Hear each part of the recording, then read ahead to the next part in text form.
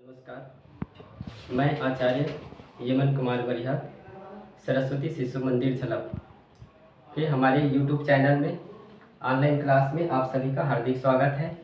प्यारे भैया बहनों, पिछले वीडियो में मैंने कक्षा चतुर्थ विषय हिंदी पाठ एक मेरी अभिलाषा है का कविता का अर्थ और शब्दार्थ पढ़ चुके थे।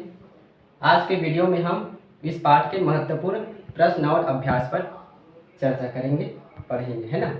तो इस कविता में प्रश्न अभ्यास में चलते हैं। प्रश्न पहला, कविता में किनके जैसे चमकने और दमकने की बात कही गई है ना। तो इसका उत्तर है, इस कविता में सूरज और चंदा के जैसे चमकने और तारों के जैसे दमकने की बात कही गई है। कहते ना, सूरज सा चमकू मैं, चंदा सा चमकू मैं, जगमग जगमग उज्ज्वल, तारों सा दमकू मैं, मेरी अभिलाषा है। तो इसका उत्तर वही आएगा कि सूरज और चंद्रमा के जैसे चमकने और तारों के जैसे दमकने की बात कही गई है। प्रश्न दूसरा में आते हैं। बच्चा नभ, शशि, धरती और पर्वत से क्या क्या लेने की अभिलाषा करता है ना। उसकी क्या इच्छा है, क्या क्या लेने की इच्छा करता है बच्चा। तो कविता के तृतीय पंक्ति में है, नभ से निर्मलता लूं, शशि से शीतलता लूं, धरती से सहन शक्ति और पर्वत से दृढ़ता लूं।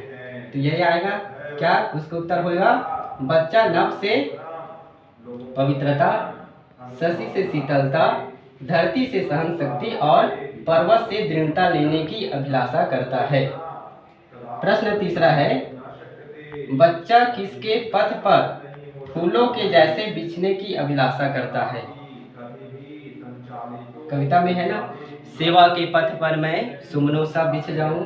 तो बच्चा सेवा के पथ पर, है ना, बच्चा सेवा के पथ पर फूलों के जैसे बिछने की अभिलाषा करता है। अगला प्रश्न है, प्रश्न चौथा, बच्चा सूरज और चंदा के समान चमकना क्यों चाहता है। तो इसका उत्तर होगा, बच्चा जो है सूरज और चंद्रमा जैसे हमको प्रकाश देते हैं, तो उनके समान बच्चा जो है संसार में अपना प्रकाश बिखेरना चाहता है।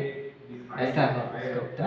प्रश्न पांचवा है, फूलों में क्या गुण होता है। बच्चा फूलों से किस गुण को लेना चाहता है। फूलों में क्या गुण होता है। फूल जो है सुगंधित होते हैं, है ना, अपनी मधुर सुगंध से वातावरण में बिखेरता है ना। तो उसका उत्तर होगा, फूलों में सुगंध का गुण होता है और बच्चा जो है फूल से सुगंध को, उसके महक खुशबू को ग्रहण करना चाहता है, उस गुण को लेना चाहता है। प्रश्न छठवां है, किस पक्षी का कौन सा गुण बच्चा अपनाना चाहता है।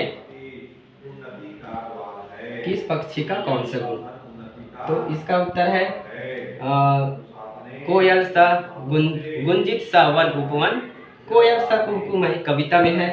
तो उसका उत्तर होगा कि कोयल पक्षी का मधुर गुण बच्चा अपनाना चाहता है। जिस प्रकार कोयल जो है अपनी मधुर वाणी से उपवन बाग बगीचा में कुकू की आवाज़ से जैसा वातावरण में अपना मधुर आवाज़ को बिखेरता है, उसी के गुण को, है ना, उसके जैसा गुण बच्चा अपनाना चाहता है।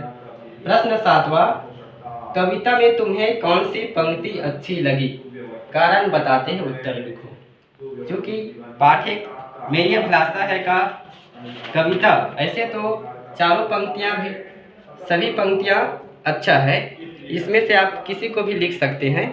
जैसे नभ से निर्मलता लूं, शशि से शीतलता लूं, धरती से सहन शक्ति, पर्वत से दृढ़ता लूं, मेरी अभिलाषा है। इसमें नभ आकाश के समान वह निर्मल बनना चाहता है ना, और शशि के समान शीतल, धरती के समान वो सहन शक्ति बनना चाहता है, और पर्वत के समान वह दृढ़ बनना चाहता है।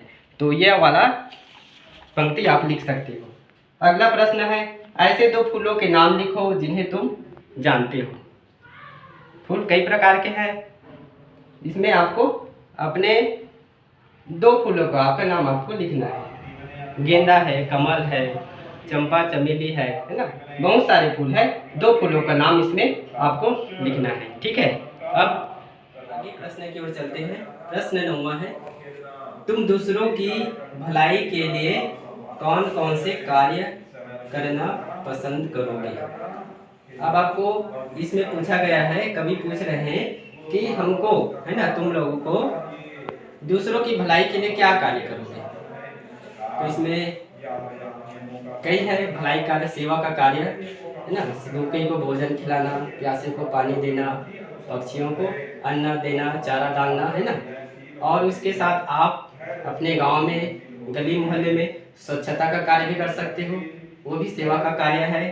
और अपने गांव में सड़क के किनारे वृक्ष लगा सकते हो, पेड़ पौधे। और अपने से छोटे भैया बहन को आप पढ़ा भी सकते हो। तो ये है दूसरों की भलाई वाला सेवा कार्य है। चलो अगले प्रश्न पे चलते हैं। प्रश्न 10वां, तुम्हारी क्या बनने की अभिलाषा है।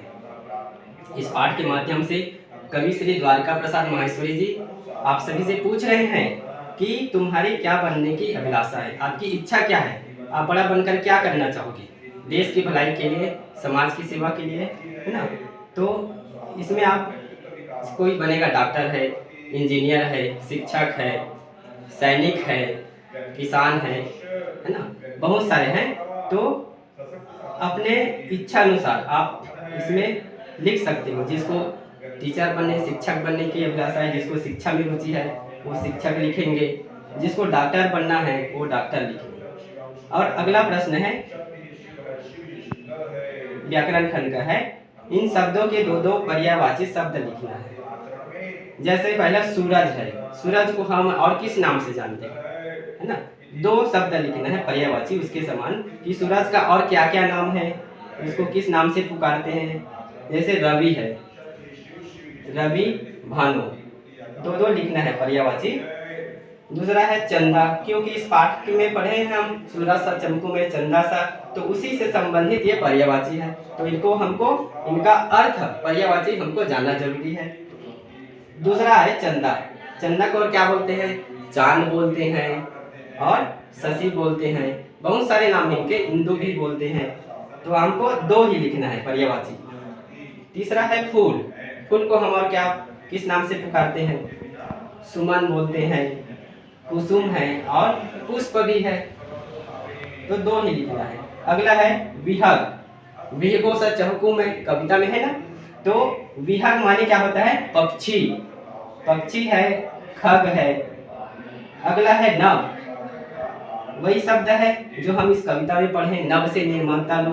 नभ माने क्या होता है, आकाश, आकाश होता है, गगन होता है, व्योम, अंतरिक्ष, अनंत, बहुत सारे नाम है पर्यायवाची। अगला है 6वां धरती, धरती को और किस नाम से पुकारते हैं, भू, धरा है, वसुधा, वसुंधरा, मही, धारण, बहुत सारे नाम हैं। तो 2 लिखना है। अगला है पर्वत, पर्वत को हम और किस नाम से जानते हैं, पर्वत को और बोलते हैं पहाड़ बोलते हैं, गिरी। अगला है मेघ, मेघ हो सा मिट जाऊं, ठीक है, कविता में है। मेघ माने होता है बादल और इसको और बोलते हैं घन, ठीक है। तो ये हो गया हमारे आज के पार्ट 1 मेरी अभिलाषा है। पिछले वीडियो में मैंने आप लोगों को इस कविता के अर्थ और शब्दार्थ के बारे में बताया था। और पिछली कक्षा में ऑनलाइन क्लास में 2-4 भैया बहन जुड़े थे। मैं चाहूँगा जो भैया बहन ऑनलाइन क्लास में नहीं जुड़ पाए वो इस YouTube के माध्यम से इस प्रश्न उत्तर और इस व्याकरण खंड को, इसको वीडियो देख करके आप इसको पढ़ सकते हैं, है ना। और आप लोगों से गुजारिश है कि जो भैया बहन ऑनलाइन में नहीं जुड़ पा रहे हैं वो YouTube के माध्यम से इसका अध्ययन करेंगे। और इसी तरह हमारे सरस्वती शिशु मंदिर के YouTube चैनल को आप देखते रहें, सब्सक्राइब करते रहें, लाइक करते रहें।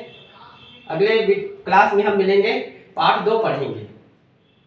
उसमें ग्रुप में मैंने भेज दिया है हिंदी का, है ना, उसमें से आप उसको पढ़ सकते हो। इस पार्ट के बाद मैं अगले पार्ट के लिए, अगली कक्षा के लिए पार्ट 2 मेन पार्ट की सैर उसको पुस्तक को डाल दूंगा, वहां से आप उसको एक बार पढ़ लेना। अगले वीडियो में हम पढ़ेंगे पार्ट 2 मेन पार्ट की सैर। ठीक है, तब तक के लिए अगले वीडियो के लिए इंतजार करते रहिए। ठीक है, नमस्कार।